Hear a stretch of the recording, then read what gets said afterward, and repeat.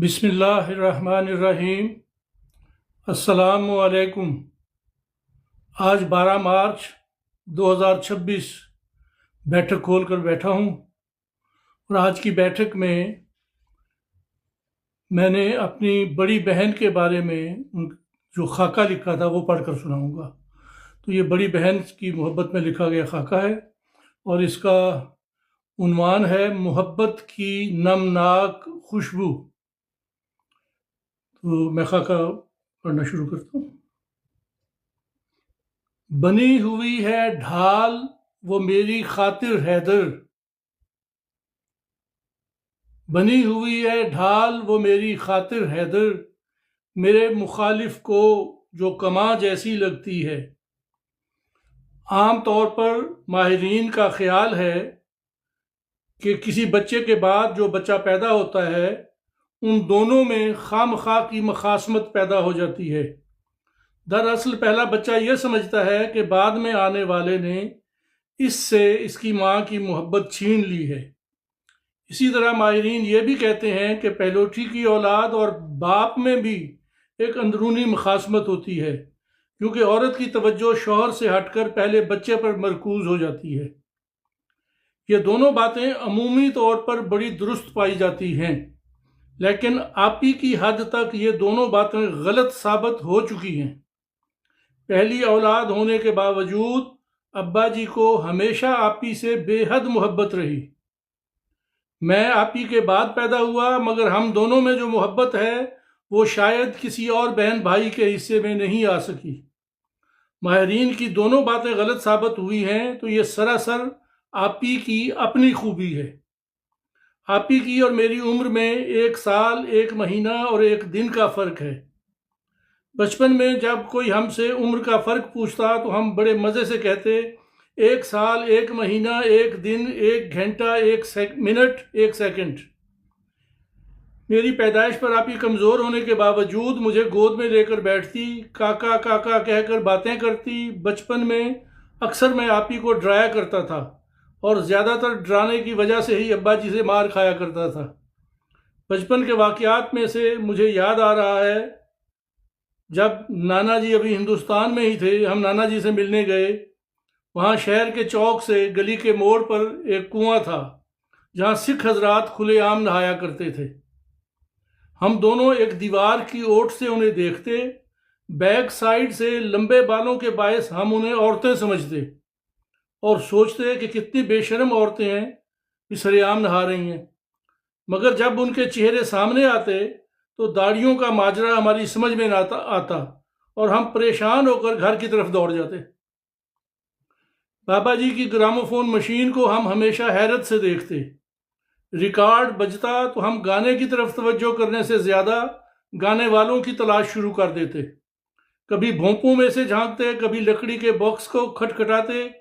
ہم یہی سمجھتے تھے کہ گیت گانے والے یہیں کہیں چھپ کر گا رہے ہیں۔ میں سادگی اور بھول پن میں آپی کا زیادہ دیر تک ساتھ نہ دے سکا۔ خانپور میں ہمارے گھر کے سامنے محکمہ صحت کی طرف سے حفظان صحت کے حوالے سے ایک فلم دکھائی گئی۔ فلم کے دوران دلچسپی برقرار رکھنے کے لیے وقفے وقفے سے فلمی گیت بھی دکھائے اور سنائے جا رہے تھے۔ رم جھم پڑے پھوار تیرا میرا نت کا پیار۔ اس گیت کا سین دیکھا، ہیرو ہیروئن دونوں کا بچپن ہے، 2 جھولوں پر بیٹھے جھولا جھول رہے ہیں، ہلکی ہلکی برسات ہو رہی ہے اور یہ گیت گایا جا رہا ہے۔ آپی بعد میں کہنے لگی، ہائے اللہ وہ بہن بھائی جھولا جھولتے ہوئے کتنے پیارے لگ رہے تھے۔ بس یہاں سے سادگی اور بھول پن کے معاملے میں ہماری راہیں ایک دوسرے سے الگ ہو گئی۔ رحیم یار خان میں ہمارے ایج گروپ میں بڑے پیارے پیارے بچے شامل تھے۔ آپا حفیظ، رضیہ جن کو لجو کہا کرتے تھے، صفیہ جسے تپو کہا کرتے تھے، سعیدہ، بشیرہ، نسیم، ظفر، بشیر حکا۔ بعد میں آپا حفیظ زچگی کے کیس کے دوران فوت ہو گئی۔ رضیہ ایئر ہوسٹس بن گئی، مگر پھر اچانک اس کے فوت ہونے کی خبر آئی، پتہ نہیں کیا ماجرا ہوا۔ سعیدہ بیچاری ویسے ہی رسم و رواجوں کی بھینٹ چڑھ کر زندہ درگور ہو گئی۔ صفیہ اب لاہور میں ایک اچھی جاب پر ہے. میرا خیال ہے کہ یہ کچھ عرصہ پہلے مجھے فرحت نے بتایا تھا کہ صفیہ اب شمالی علاقہ جات میں کہیں ہے اور بڑی اچھی پوزیشن میں ہے. بہرحال جہاں بھی ہے اللہ اسے خوش رکھے. بشیرہ اور نسیم گھریلو زندگی نبھا رہی ہیں. ظفر ڈرائیور بن کر امارات کی طرف نکل گیا ہے. بشیر حقے کا پتہ نہیں چلا کہ اب کہاں ہے. ہم شام کے وقت گھر والی گلی میں اسٹریٹ لائٹ کے نیچے مختلف قسم کے کھیل کھیلا کرتے تھے. خاص طور پر ایک کھیل مائی نی مائی تنور تپیا کے نائیں. ایک اوٹ پٹانگ سا گیت بھی ہم نے بنایا ہوا تھا. اللہ ڈیوایا چکی تلو آیا اتو ماریا کھلا تلو نکل آیا. یعنی اللہ ڈیوایا چکی کے نیچے آیا، اوپر سے اسے جوتا رسید کیا گیا تو نیچے سے نکل کے آ گیا. جس دوست کے ساتھ جھگڑا ہو جاتا اللہ ڈیوایا کا نام کاٹ کر اس دوست کے نام کو اللہ ڈیوایا کے وزن تک کھینچ کھانچ کر لے آتے اور گیت شروع کر دیتے. ناراض دوست مارنے کو لپکتا اور یوں پھر سے صلح ہو جاتی. ان سب بچوں میں آپا حفیظ سے آپی کی دوستی بہت گہری تھی. زبیدہ جسے ہم بچپن میں بلو کہا کرتے تھے، ایک دفعہ ابا جی کی دکان پر آئی اور کہیں دکان کے اندر ہی جا کر سو گئی. ابا جی نے سمجھا بیٹی گھر چلی گئی ہے. شام کو دکان بند کر کے آئے تو امی جی نے پوچھا بلو کہاں ہے. ابا جی نے سمجھا امی جی نے بلو کو چھپایا ہوا ہے اور جان بوجھ کر مذاق کر رہی ہیں. لیکن جب پتہ چلا کہ بلو واقعی موجود نہیں تو پھر ہمارے گھر میں ہی نہیں سارے محلے میں افراتفری مچ گئی. تب آپی، میں اور ہمارے ایج گروپ کے بچے بلو کی تلاش میں نکل کھڑے ہوئے. محلہ قاضیاں سے لے کر ریلوے اسٹیشن تک گئے. سب باری باری ایک ہی صدا لگاتے، اے بلو اے، جیسے پکار رہے ہیں اس کو. جب ڈھونڈ ڈھونڈ کر تھک گئے تو گھر لوٹ آئے. اس دوران ابا جی کو اچانک دکان چیک کرنے کا خیال آ گیا تھا اور وہ بلو کو وہاں سے گھر لا چکے تھے. اس رات آپی اور میں دیر تک بلو کو پیار کرتے رہے. بچپن میں آٹا پسوانے، کنویں سے پانی بھر کر لانے اور ٹال سے لکڑیاں لانے کے کام ہم دونوں بہن بھائی نے مل کر کیے. بعد میں زبیدہ اور شاہدہ نے بھی ان مشقتوں میں ہمارا ہاتھ بٹایا. جب آپی کو کم عمری میں ہی برقع پہنا دیا گیا تو آپی نے گھر کا سارا کام سنبھال لیا. میرا خیال ہے گھر کے کام کاج میں امی جی کو جتنا آرام ملا آپی کی وجہ سے ملا یا پھر مبارکہ کی وجہ سے. والدین کی خدمت کے بعد آپی کو سسرال جا کر اپنے سسر کی خدمت کا موقع ملا. یہ بزرگوں کی دعائیں ہی تھیں کہ اللہ تعالیٰ نے آپی کو 5 بیٹے اور 1 بیٹی کی دولت عطا کی. سارے بچے خوبصورت اور صحت مند ہیں. عرفان، عمران، کامران، سائمہ یکے بعد دیگرے پیدا ہوئے. پھر لقمان اور نعمان، جنہیں ہم پیار سے چوچو اور نوما کہتے تھے، جڑواں پیدا ہوئے. پی اے ایف کے رہائشی ایریا میں دونوں بچوں کی وجہ سے بڑی شہرت ہوئی. آپی جہاں بھی جاتی بچوں کو ایک ٹوکری میں فٹ کر کے بٹھا دیتی اور مزے مزے سے ٹوکری اٹھائے شاپنگ سینٹر یا ہسپتال سے ہو آتی. جڑواں بچوں کی ٹوکری دیکھ کے لوگ لطف اندوز ہوتے اور باری آنے سے پہلے آپی کو باری مل جاتی. بھائی عبد الرحیم ہنسمکھ اور خوش مزاج انسان ہیں. محنتی اور مشقتی بھی بہت ہیں. محنت کے نتیجہ میں ان کا جسم خاصا مضبوط ہے. یہی مضبوطی ان کی اولاد میں بھی منتقل ہوئی ہے. ایک دفعہ ٹرین کے سفر میں آپی کا منجھلا بیٹا کامران میرے ساتھ تھا. رات کو میں نے اسے اوپر کی برتھ پر سلا دیا. رات کے کسی لمحے میں کامران لڑک کر نیچے آن گرا. میں گھبرا گیا کہ بچے کا کوئی ہاتھ پاؤں فریکچر نہ ہو گیا ہو. کامران نے بولائی نظروں سے ادھر ادھر دیکھا اور پھر سو گیا. منزل مقصود پر پہنچ کر میں نے کامران سے پوچھا، بیٹے کہیں ٹانگ یا بازو میں تکلیف تو نہیں ہے؟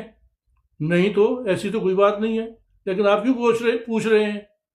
کامران نے الٹا مجھ سے سوال کیا تو میں نے اسے بتایا کہ رات تم برتھ سے نیچے گر گئے تھے. یہ بات سن کر کامران نے لا علمی اور حیرت کا اظہار کیا اور میں اس کی حیرت پر حیرت زدہ رہ گیا.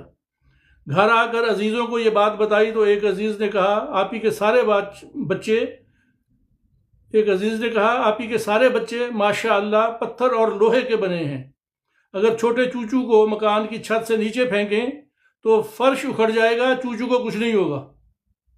ہر چند یہ بات مذاق میں کہی گئی تھی، تاہم یہ حقیقت ہے کہ آپی کے بچے جتنے خوبصورت اور سمارٹ ہیں اتنے ہی مضبوط جسم کے مالک بھی ہیں. آپی فطرتاً نیک دل اور رحم دل ہے. دوسروں کا دکھ سن کر رونے بیٹھ جائے گی. گھر میں جو کچھ ہوگا حسب توفیق سائل کو دے دے گی، البتہ اپنی معصومیت اور بھولپن کی وجہ سے کسی غلط فہمی میں مبتلا ہو جائے تو پھر اسے دور کرنے میں بھی خاصا وقت لگتا ہے۔ میں اپنے پیچیدہ حالات کے باعث سنگین مسائل میں گھرا ہوا تھا۔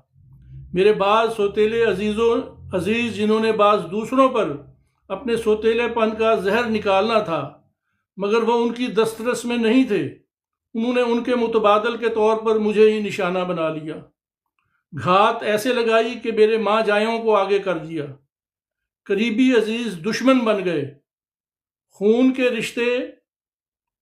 خونی رشتے بن گئے۔ سوتیلے عزیز اپنی فتح مندی پر نازاں تھے، میری مجبوری کچھ اور تھی۔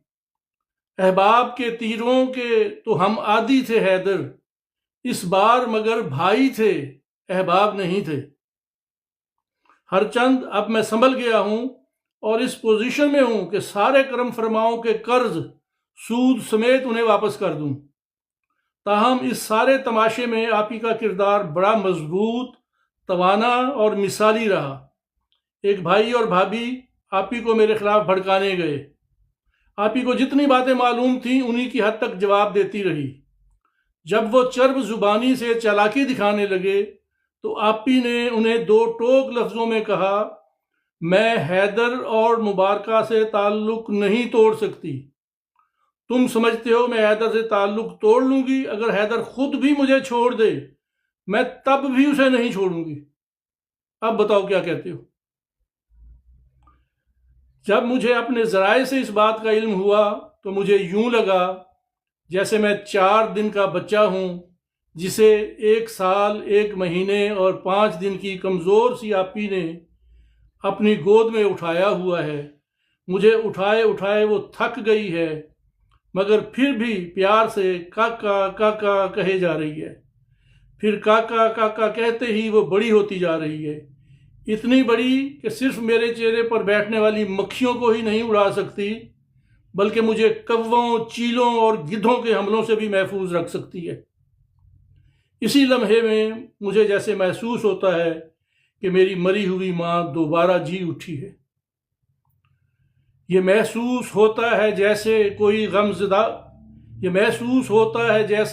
غم زدہ بے نشاں چاپ میرے تعاقب میں ایک نرم جھونکے کی صورت چلی آ رہی ہے۔ کوئی ہے جو میرے عقب میں محبت کی نمناک خوشبو بکھیرے، امٹتے ہوئے تیز شعلوں سے مجھ کو بچائے، میرے ہر قدم کی سلامت روی کے لیے التجاؤں دعاؤں کی برکھا میں خود کو بھگوئے میرے سر پہ آنچل کا سایہ کیے آ رہا ہے۔ تو یہ تھا جی آپ کا خاکہ۔ امید ہے بہنوں والے سارے لوگوں کو یہ خاکہ اچھا لگے گا، اور میری دعا ہے کہ سب کی بہنیں ایسی ہوں۔ میری دوسری بہنیں بھی اچھی ہیں ویسے، لیکن کسی کے ساتھ ایک خاص نسبت ہو جاتی ہے نا، جہاں تو آپ ہی کے ساتھ معاملہ بس ایسے ہی تھا۔ اور آج میں غزل بھی وہ سنانے لگا ہوں جو میں نے آپ ہی کے بارے میں ہی لکھی تھی۔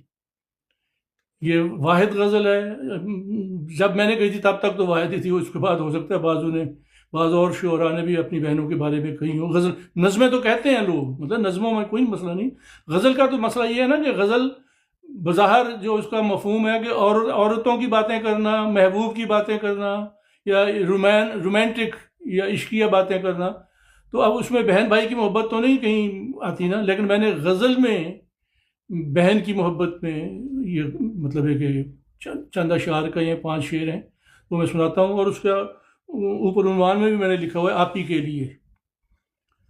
تو اتنی محبت ہے کہ گماں جیسی لگتی ہے، اتنی محبت ہے کہ گماں جیسی لگتی ہے، ماں جائی ہے لیکن ماں جیسی لگتی ہے۔ اتنی محبت ہے کہ گماں جیسی لگتی ہے، ماں جائی ہے لیکن ماں جیسی لگتی ہے۔ اس کے ہونٹوں کی محراب دعاؤں والی، اس کے ہونٹوں کی محراب دعاؤں والی، اس کی خاموشی بھی اذان جیسی لگتی ہے۔ اس کے ہونٹوں کی محراب دعاؤں والی، اس کی خاموشی بھی اذان جیسی لگتی ہے، اور دل میں ٹھہری ہوئی ہے میرے بچپن ہی سے، دل میں ٹھہری ہوئی ہے میرے بچپن ہی سے، جس کی محبت آب رواں جیسی لگتی ہے، دل میں ٹھہری ہوئی ہے میرے بچپن ہی سے، جس کی محبت آب رواں جیسی لگتی ہے، اور جس نے میرے دکھ کو اپنا دکھ سمجھا ہے، جس نے میرے دکھ کو اپنا دکھ سمجھا ہے، اپنے دل اور اپنی جان جیسی لگتی ہے، جس نے میرے جس نے میرے دکھ کو اپنا دکھ سمجھا ہے، اپنے دل اور اپنی جان جیسی لگتی ہے، اور بنی ہوئی ہے ڈھال وہ میری خاطر حیدر، بنی ہوئی ہے ڈھال وہ میری خاطر حیدر، میرے مخالف کو جو کماں جیسی لگتی ہے، بنی ہوئی ہے ڈھال وہ میری خاطر حیدر، میرے مخالف کو جو کماں جیسی لگتی ہے، اتنی محبت ہے کہ گماں جیسی لگتی ہے، ماں جائی ہے لیکن ماں جیسی لگتی ہے۔ تو یہ جی آج کا خاکہ بھی ہو گیا اور غزل بھی ہو گئی، اور دونوں کا ایک دوسرے سے گہرا تعلق ہے، خاکے کا اور غزل کا۔ تو مہرین آپ کا بہت شکریہ، آپ نے انتہائی مصروفیت کے باوجود وقت نکالا، اور آپ کی گفٹنگ پچھلے کئی دنوں کی گفٹنگ کا بھی میں شکریہ نہیں ادا کر سکا، تو آج وہ سارے پچھلی گفٹنگ کا بھی شکریہ، اور اب بہت زیادہ خرچہ کر رہی ہیں، تو باقی سب احباب بھی جنہوں نے کوئی گفٹنگ کی ہے ان سب کا بھی شکریہ، اور سارے تشریف لانے والے احباب کا شکریہ۔ بس اسی کے ساتھ ہی میں بیٹھک کا اختتام کرتا ہوں، تو اگلے ایک دو دن میں انشاءاللہ گپ شپ ہوگی، اور میرا خیال ہے کہ اگلا پروگرام وہ گپ شپ والا ہی رکھوں گا بجائے کچھ پڑھنے کے۔ نہیں بچے، یہ نہ کہوں تو پھر میں شرمندہ ہوں گا نا، اگر اتنا بھی کہتے ہیں جو انسانوں کا شکریہ ادا نہیں کرتا وہ خدا کا بھی شکر ادا نہیں کرتا، تو اس لیے تھوڑا سا چلیں، شکریہ نہیں تو اللہ آپ کو خوش رکھے، دعا آپ کے لیے دعائیں، اللہ آپ کو خوش رکھے۔ چلیں جی، خدا حافظ، سب کا شکریہ، خدا حافظ۔